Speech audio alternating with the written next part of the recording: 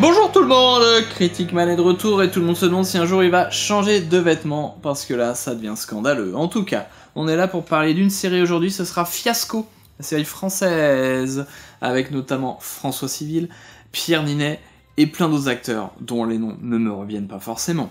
En tout cas, ça commence très mal cette série, espèce de faux rythme qui fait que tous les gags sont à moitié lourds, on arrive limite à la gênance, vous voyez ce moment où, oh là là, on voit le gag arriver, la phrase on l'a deviné avant, la réplique avant que l'acteur la prononce, ça marche pas du tout, t'es là, waouh ça va être long, et malgré tout, à un moment, tout doucement, ça commence à prendre. Notamment c'est tout un florilège de personnages, alors peut-être que j'oublie quand je fais mes avis de vous donner rapidement le contexte, enfin en tout cas l'histoire, c'est l'histoire d'un tournage, Jean-Louis, je sais plus comment il s'appelle le personnage, son premier film, il est là, oh là là, mon premier film qui me tient à cœur par rapport à ma grand-mère, je sais pas quoi, et du coup, on est dans une série où on est dans un tournage.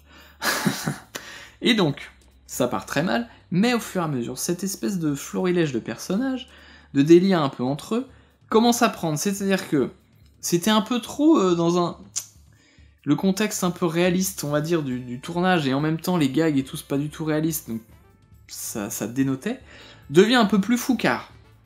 Donc ça fonctionne mieux, première chose. Et cette palette de personnages aussi, on commence à les connaître un peu plus, les relations et les délires entre eux, on commence à s'habituer à eux, et donc ça devient plus intéressant, et surtout, il y a une facette un peu plus dramatique qui surgit, et qui d'un coup fait d'autant plus renforcer la comédie. Et là, on découvre des choses, il y a des révélations, etc. Encore une fois. Ici, pas de révélation, par contre. On est dans un flou total, après vous démerdez. Et donc ça commence à prendre, ça devient un peu plus marrant, ouais, comme je disais, l'aspect dramatique qui commence à prendre le pas, et j'aime beaucoup la conclusion, et en même temps, je peux pas oublier quand même toute cette partie un peu foireuse, donc je reste sur un 3 étoiles sur 5, et en même temps, plutôt à vous le conseiller. Hein, c'est étonnant, mais c'est comme ça, et vous savez à quoi vous attendre. Au début, il faudra attendre un petit peu. Et si pour vous, ça ne décolle jamais, ça va être très long par contre. A bientôt pour un avis sur autre chose.